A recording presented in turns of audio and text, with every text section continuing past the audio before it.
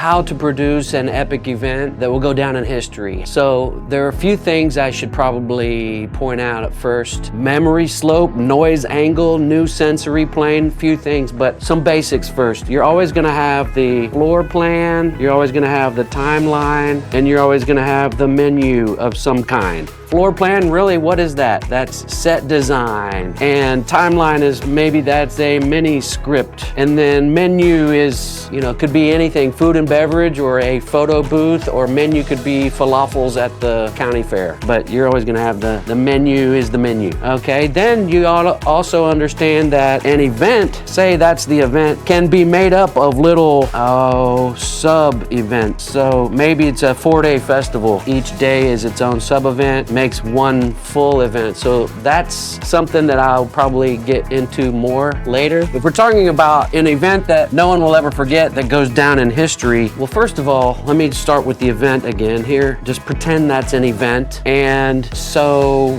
the other thing that happens is we're talking about memories, because you want it to be a memorable event. You want to make an impact. You want it to go down in history. You want it to be legendary. There's another element. Let's just say this is the event. That's the event. And then another element is, let's call this the memory plane. So inside of the memory plane, it's almost like a mirror. In the memory plane, what we're gonna do is we're gonna introduce something in between the event and the memory plane. There's a concept called nostalgia. So we're gonna introduce an element of nostalgia, and then we're also gonna introduce a thing called, let me spell it. It's a weird spelling. Really what it is it's life begins when you step out of your comfort zone. So life begins when you step out of your comfort zone, which is buisuyic. I don't know what language that is, but life begins when you step out of your comfort zone. So to the audience, what happens is, just like whenever I came in second place in the hula hoop contest on the cruise ship, and they broadcast it on their closed circuit television on the cruise ship. I don't like hula hooping, but I did this hula hoop contest.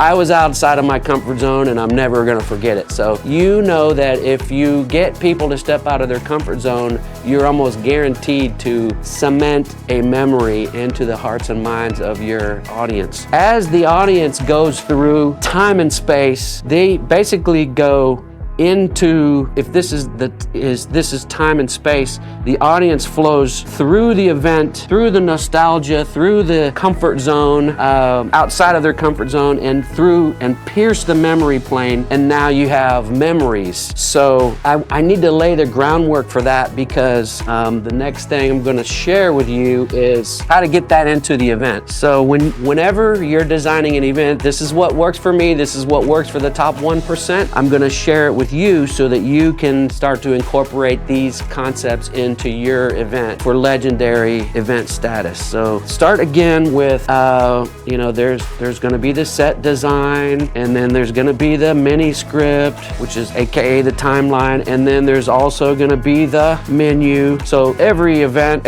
almost every sub-event is gonna have some part or piece of those three main key components. So I just keep that on every page as I go through in the design. So here is the event again, and basically, and let me just label it event. That's the event. And also, by the way, we're gonna go ahead and draw. This is the time as time goes by. And in the event, there is the energy. So it's like an XY axis. So there's energy. So we're in a microwave world. So in 1966, Norman Brown, he decided, because there was microwaves coming in, Norman Brown decided, we're gonna be increasingly more and more in a microwave society. So what that means is basically kids these days, people want things now. They want things in an instant. So microwavable popcorn, your photos on Instagram instead of having to take your film to the drugstore and have it developed. Those are some examples of a microwave world. They want instant gratification. If you're watching this right now, you probably feel the same way. Nowadays, you can fast forward through a video, no problem. So that's my point. So what that means in a microwave world is the attention span of the audience when they go through the event. The attention span throughout the event, minute by minute, second by second, decays, and you have it's called an attention gap. So the energy begins to drop. Minute by minute, second by second, the energy is dropping. So this is the attention span, and just for illustration purposes, I'm drawing one line, but it's really continuous. So your challenge is to, as the event producer, is to pay attention to the attention span and the energy in the room. There's a gap here. Now, there are many, many tools that you can use in your tool chest to prevent the attention span from declining. So one I like is the open loop or the cliffhanger. So it's an attention grabber. An attention grabber, it might be like the damsel in distress. You got to tune into the next, at the end of the show, she's hanging off of a cliff or about to be run over by a train on the railroad tracks. You have to tune in next time to find out what happens. That's a cliffhanger. So there are many, many different kinds of attention grabbers, but that is one way to hold the audience's attention. I'll just use that as an example. Another thing that happens is in an event it's Norman Lear who came up with, it's a different Norman. Norman Lear came up with the idea and coined the phrase story arc, or it's the hero's journey. So in the event, keeping in mind there's energy over time in this event, the story arc might go something like this, and that's just a very basic story arc. And then invariably there's always the subplot of the event. So the subplot can be something that's part of the event by design, or sometimes the subplot can be inserted into the event unexpectedly from what we call drama avatars, which also can be planned or unplanned. So we'll just call this drama avatars for now. And so what happens is, there's one other thing that I've also want to introduce you to this, and in the event there's also another dimension, and we call this, so there you see it's kind of like a cube, we call this the vibe dimension. So we'll get into the vibe dimension a little bit later. So then what happens is there is another plane here that as you're going through time, as the audience goes through time and space, as the guests and the audience and the cast and crew all go through in time and space down the same path, they pierce what's called new sensory. So new sensory, like I said, life begins when you step out of your comfort zone. So the audience is actually going from left to right across time and space, through the new sensory, into the event, across the vibe dimension, and then out into the future. So this is the we'll call that the audience, which includes the cast and crew. So we'll get into who's in the cast and crew and who's in the audience. Sometimes it's both. As they go through time and space, by the way, this is the event, this is after the event. We can get into that too right now. After the event, what you really want after the event is every event always there's the start of the event, and then there's the end. That's the end of the event. So after the end of the event, what happens? They pack up, they leave, cast and crew, they're breaking down, the vendors are leaving, there's loadout. Sometimes it's a 3-week loadout if you're doing a race in Monaco, for example. What happens is Lost and Found happens, and then on the timeline there's the day after the event, and there's the week after the event, and then there is the month after the event, then there's years, decades, maybe generations, and the idea is that the event and the memory of the event will live on and become legendary and really reach legendary status. If you can get the event to go on and the memory of the event and the stories from the event last generations, then now you've done your job as an event producer, because our goal is to deliver amazing events that will go down in history, so that no one will ever forget. How do you do that? So if you study the brain, there is the memory slope. Why is it the memory slope? The memory slope is because the memories begin to decay over time. And so you might remember something like what you had for breakfast this morning, but a week from now you may not remember what you had for breakfast this morning. And that's due to something we call the noise angle. So